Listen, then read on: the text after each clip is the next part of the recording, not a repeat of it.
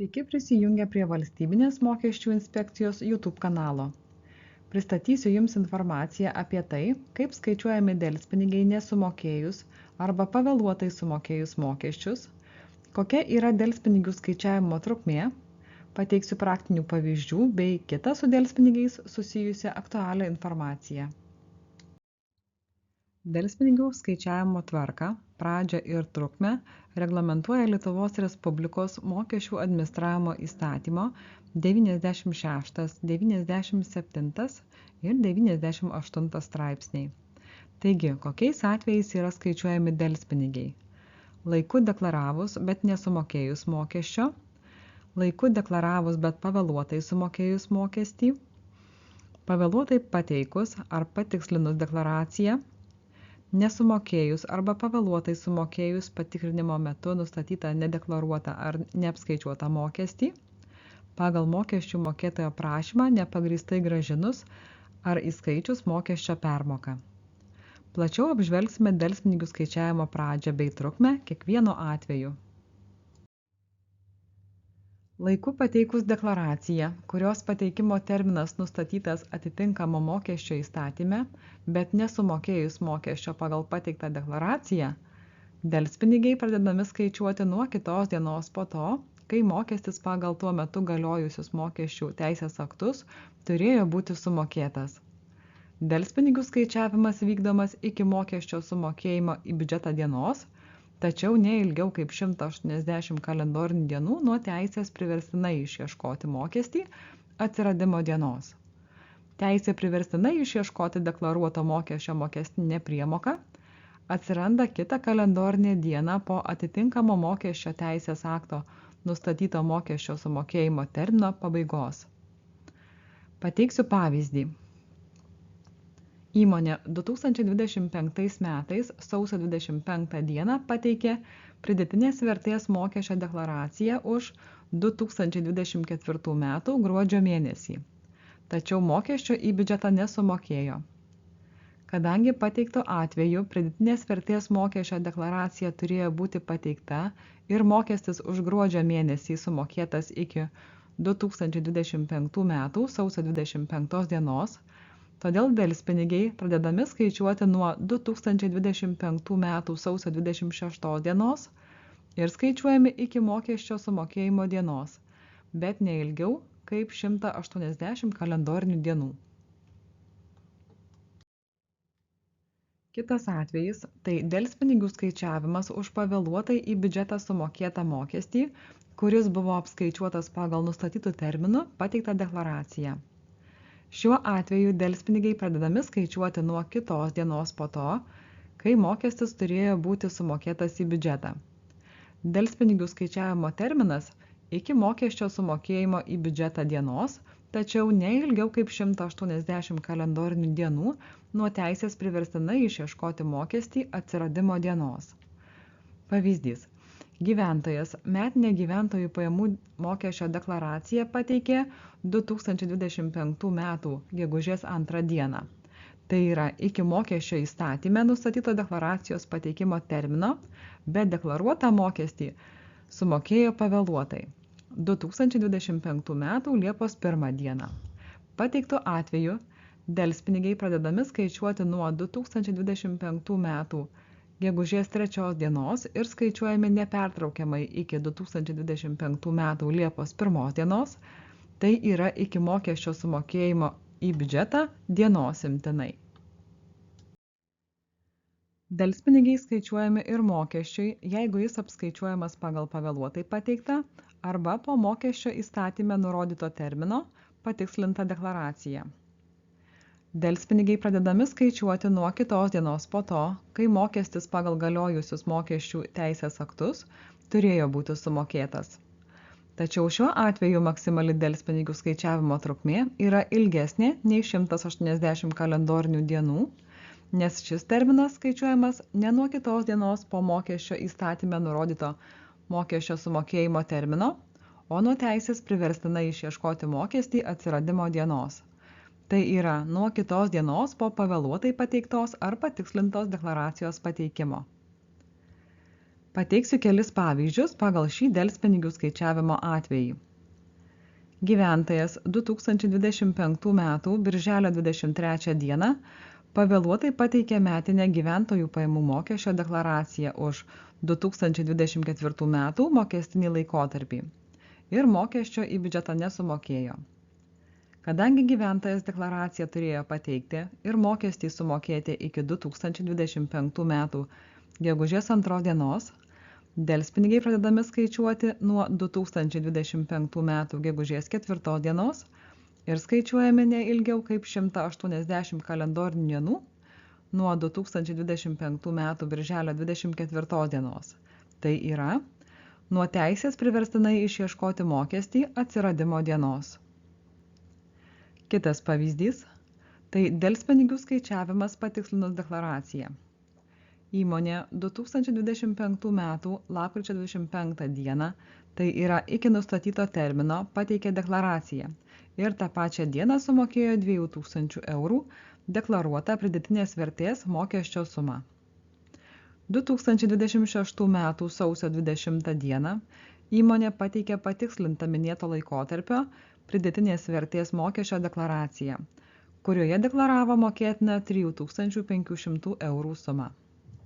Kadangi įmonė 2000 eurų sumą buvo sumokėjusi laiku, tai delspinigiai bus skaičiuojami nuo 1500 eurų mokesčio skirtumo sumos. Delspinigiai pradedami skaičiuoti nuo 2025 m. lapkričio 26 dienos ir skaičiuojami iki mokesčio skirtumo sumokėjimo į biudžetą dienos, tačiau ne ilgiau kaip 180 kalendorinių dienų, kurios pradedamos skaičiuoti nuo 2026 m. sausio 21 dienos, tai yra nuo kitos dienos po patikslintos deklaracijos pateikimo dienos. Delspinigiai skaičiuojami ir už nesumokėtą arba pavėluotai sumokėtą patikrinimo metu nustatytą nedeklaruotą arba neapskaičiuotą mokestį. Tokiu atveju delspinigiai skaičiuojami nuo kitos dienos po to, kai mokestis turėjo būti sumokėtas į biudžetą ir skaičiuojami iki patikrinimo rezultatus įforminančio dokumento surašymo dienos. Po patikrinimo rezultatus įforminančio dokumento surašymo dienos delspinigių skaičiavimas stabdomas 20 kalendorinių dienų, per kurias mokestis gali būti sumokėtas arba sprendimas dėl patikrinimo akto surašymo gali būti apskųstas mokestinius ginčus nagrinėjančiai institucijai. Jeigu mokestis sumokamas pavėluotai, tai yra praėjus 20 dienų po patikrinimo rezultatus įforminančio dokumento surašymo dienos, delspinigių skaičiavimas tęsiamas iki mokesčio sumokėjimo į biudžetą dienos, bet ne ilgiau kaip 180 kalendorinių dienų. Pateiksiu minėtos situacijos pavyzdį. Įmonė 2025 metais spalio 5 dieną gavo sprendimą dėl patikrinimo akto surašymo, kuriame nurodyta, kad iki 2024 metų lapkričio 25 dienos nedeklaravo ir nesumokėjo pridėtinės vertės mokesčio. Sprendimo per 20 kalendorinių dienų mokestinius ginčus nagrinėjančiai institucijai įmonė neapskundė ir patikrinimo metu papildomai apskaičiuotų mokesčių nesumokėjo. Taigi, nurodytų atveju delspinigiai pradedami skaičiuoti nuo 2024 metų lapkričio 26 dienos, tai yra nuo sekančios dienos, kai mokestis turėjo būti sumokėtas, ir skaičiuojami iki patikrinimo akto surašymo dienos. Kadangi mokesčio įmonė nesumokėjo per nurodytą 20 dienų terminą, per kurį nebuvo skaičiuojami delspinigiai, nuo 2025 metų spalio 26 dienos delspinigių skaičiavimas tęsiamas. Toliau delspinigiai skaičiuojami iki mokesčio sumokėjimo dienos, bet ne ilgiau kaip 180 kalendorinių dienų nuo 2025 metų spalio 26 dienos. Jeigu per nurodytą terminą gautas sprendimas apskundžiamas mokestinius ginčus nagrinėjančiai institucijai, delspinigių skaičiavimas stabdomas iki sprendimo dėl inicijuoto mokestinio ginčo priėmimo dienos. Ir paskutinis mūsų aptariamas atvejis – tai delspinigių skaičiavimas už nepagrįstai grąžintą ar įskaitytą mokesčio permoką pagal mokesčių mokėtojo pateiktą prašymą. Šiuo atveju delspinigiai pradedami skaičiuoti nuo tos dienos, kurią permoka buvo nepagrįstai grąžinta ar įskaityta ir baigiami skaičiuoti tą dieną, imtinai, kai mokestis sugrąžinamas į biudžetą. Pavyzdžiui, gyventojas 2025 metais balandžio 15 dieną pateikė gyventojų pajamų mokesčio deklaraciją, kurioje deklaravo 500 eurų gyventojų pajamų mokesčio permoką, susidariusią dėl įmokų už gyvybės draudimą. Permoka mokesčių mokėtojui 2025 m. Liepos 20 d. buvo grąžinta. 2025 m. gruodžio 15 d. mokesčių administratorius gavęs iš draudimo kompanijos patikslintus duomenis apie mokesčių mokėtojo įmokas už gyvybės draudimą, nustatė, kad gyventojų pajamų mokesčio permoka mokesčių mokėtojui buvo grąžinta nepagrįstai. Todėl nuo 2025 m. Liepos 20 dienos, tai yra nuo dienos, kada buvo grąžinta mokesčio permoka, iki mokesčio grąžinimo į biudžetą dienos yra skaičiuojami delspinigiai. Toliau pateiksiu informaciją apie delspinigių skaičiavimą. Delspinigiai, kurių dydį nustato Lietuvos Respublikos finansų ministras, skaičiuojami už nelaiku sumokėtus Lietuvos Respublikos mokesčių administravimo įstatymo 13 straipsnėje nurodytus mokesčius. Pavyzdžiui, pridėtinės vertės mokestį, gyventojų pajamų mokestį, pelno mokestį. Šiuo metu taikomą delspinigių dydį galima pasitikrinti Lietuvos Respublikos finansų ministerijos interneto svetainėje. Delspinigiai skaičiuojami už kiekvieną pavėluotą sumokėti dieną. Yra prievolių, mokamų į valstybinės mokesčių inspekcijos biudžeto surenkamąją sąskaitą, kurioms delspinigiai nėra skaičiuojami ir delspinigių dydis netaikomas. Pavyzdžiui, administracinėms baudoms, Lietuvos Respublikos teismų išduotų vykdomųjų dokumentų prievolėms, žyminiam mokesčiui. Svarbu paminėti ir tai, kad delspinigiai nuo priskaičiuotų delspinigių nėra skaičiuojami. Taip pat svarbu žinoti, kur galima pasitikrinti informaciją apie priskaičiuotas delspinigių sumas už nesumokėtus arba pavėluotai sumokėtus mokesčius. Kai informaciją nori pasitikrinti gyventojas, tai galima padaryti prisijungus prie elektroninių paslaugų sistemos Mano VMI ir pasirinkus skiltį Mokesčiai ir baudos. Minėtoje skiltyje pateikiama informacija apie tą dieną aktualius nesumokėtus mokesčius ir delspinigius. Pateiktu atveju gyventojas turi nesumokėtą gyventojų pajamų mokestį. Paspaudus nuorodą gyventojų pajamų mokestis, galima peržiūrėti detalę informaciją susijusią su minėta nepriemoka, įskaitant ir informaciją apie priskaičiuotą delspinigių sumą. Analogiškai informaciją gali pasitikrinti ir įmonės atstovas prisijungęs prie Mano VMI, pasirinkęs atstovaujamą įmonę ir paspaudęs meniu pasirinkimą Mokesčiai. Detalę informaciją apie priskaičiuotus delspinigius už tam tikrą laikotarpį taip pat galima pasitikrinti delspinigių ataskaitoje, kurią galima užsakyti Mano VMI ekrano viršuje esančioje meniu juostoje pasirinkus ataskaitos detali delspinigių ataskaita. Atsivėrusiame lange reikia nurodyti prašomus duomenis ir patvirtinti prašymą. Suformuotą delspinigių ataskaitą rasite Mano VMI pradžios ekrano lange pasirinkę dokumentai, dokumentų paieška, gauti. Pasitaiko atvejų, kai klausite mūsų, ar yra numatyti atleidimo nuo delspinigių mokėjimo atvejai. Taip, mokesčių administravimo įstatyme yra numatyta, kokiais atvejais mokesčių mokėtojas gali būti atleidžiamas nuo skaičiuojamų apskaičiuotų delspinigių ar jų dalies.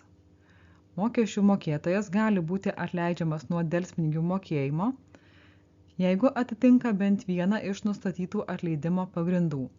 Tai yra, kai mokesčių mokėtojas įrodo, kad nėra kaltas dėl padaryto pažeidimo, kai mokesčio įstatymas pažeistas dėl aplinkybių, kurios nepriklausė nuo mokesčių mokėtojo valios ir tų aplinkybių jis nenumatė bei negalėjo numatyti. Tačiau tokiamis aplinkybėmis nelaikomi mokesčių mokėtojo nemokumas, jo darbuotojų veiksmai ar neveikimas. Kai mokesčių mokėtojas savo atskirą veiką pažeidžia mokesčio įstatymo nuostatas, tačiau realios žalos biudžetui nepadaro. Pavyzdžiui, per klaidą deklaruoja per didelę grąžintino pridėtinės vertės mokesčio sumą, kuri realiai iš biudžeto mokesčių mokėtojų nebuvo grąžinta ar įskaityta mokestinei nepriemokai padengti. Kai mokesčių mokėtojas mokesčio įstatymą pažeidė dėl klaidingo apibendrinto mokesčio įstatymo paaiškinimo arba mokesčių administratoriaus suteiktos konsultacijos mokesčių mokėjimo klausimais raštu arba telefonu buvo klaidingos, o telefonu suteikta klaidinga konsultacija buvo įrašyta ir yra galimybė nustatyti skambinantį asmenį.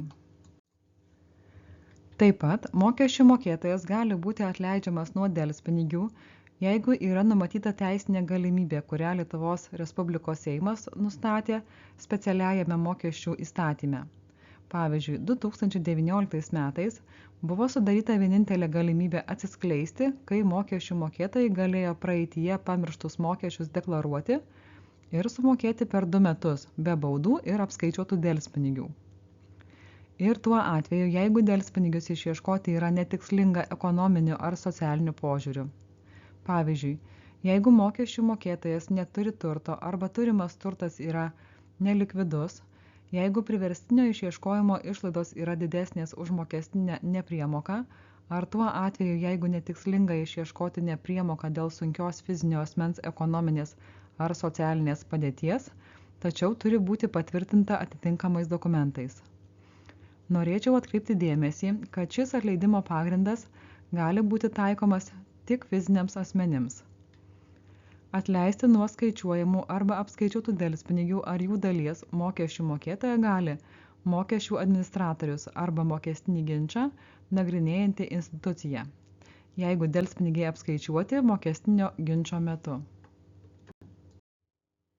Mokesčių mokėtojas prašyti atleisti nuo delspinigių gali turėdamas tam pagrindą, kuriuos aptarėme prieš tai. Dėl atleidimo nuo delspinigių reikia pateikti raštišką prašymą ir įrodymus, kuriais remiantis mokesčių mokėtojas turi būti atleistas nuo delspinigių. Prašymą galima pateikti tiesiogiai mokesčių administratoriui, atsiųsti paštu per pašto paslaugų teikėjus į Valstybinės mokesčių inspekcijos aptarnavimo padalinį arba elektroniniu paštu vmi@vmi.lt ar prisijungus prie elektroninių paslaugų sistemos Mano VMI. Jeigu prašymas teikiamas elektroniniu paštu, jis turi būti pasirašytas elektroniniu parašu. Pateikta informacija parengta vadovaujantis nurodytais įstatymais ir poįstatyminiais teisės aktais.